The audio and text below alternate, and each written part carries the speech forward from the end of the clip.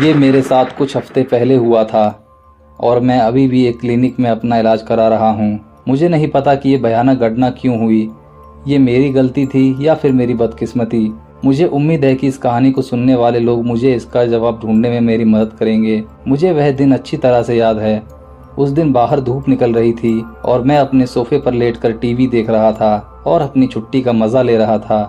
तभी अचानक दरवाजे की घंटी बजी। हालांकि मुझे किसी के आने की उम्मीद तो नहीं थी। मैं दरवाजे पर गया और पूछा कि कौन है। तभी मैंने एक आवाज सुनी, अरे मैं यश हूँ, तुम्हारा दोस्त। मैं सोचने लगा कि क्या मेरा कोई यश नाम का दोस्त है भी। मुझे याद नहीं आ रहा था, लेकिन वो बोल रहा था कि हम दोनों एक ही स्कूल में और एक ही क्लास में पढ़ते थे। तभी मैंने दरवाजा खोला और उसका चेहरा देखा, पर मैं उसे पहचान नहीं पाया।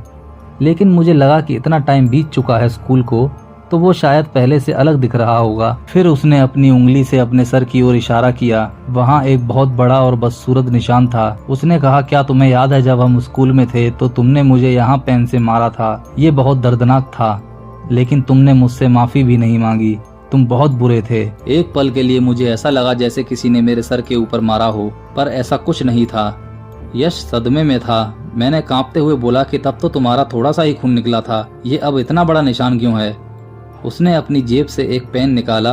वो पुराना और जंग लगा हुआ पेन था। मुझे लगा कि शायद ये वही पेन है जिससे मैंने इसको मारा था। वो पेन को घूर रहा था। फिर उसने अपने आंसू पोंछे। फिर उसने कहा, तुम नहीं जानते हो कि मुझे उस समय कितना दर्द हुआ था और मैं उस दर्द को भूलना नहीं चाहता था, क्योंकि मुझे तुमसे बदला लेना था। मुझे डर था कि अगर मैं इस दर्द को भूल गया तो मेरी तुमसे बदला लेने की इच्छा खत्म हो जाएगी।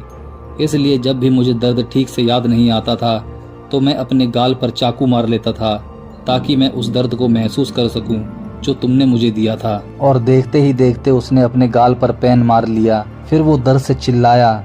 उसने खून से सना पेन मेरे चेहरे के सामने रखा और बोला कि हमेशा ही मुझे एक जैसा दर्द होता है, फिर भी आज तक मुझे इसकी आदत नहीं पड़ी है, लेकिन अब इसे महसूस करने की तुम्हारी बारी है। मैंने 15 सालों में अपने गाल पर 180 बार पेन से वार किया है। तभी उसने पेन को ऊपर उठाया और मेरे गाल को ऐसे घूर रहा था कि जैसे वो निशाना लगाने की कोशिश कर रहा हो। मैंने जल्दी से दरवाजा बंद करने की कोशिश की, पर वो मेरे बहुत करीब था। उसने मेरा हाथ पकड़ लिया और मारने के लिए अपनी तरफ खींचा। तभी हम दोनों नीचे गिर गए और लड़ने लगे।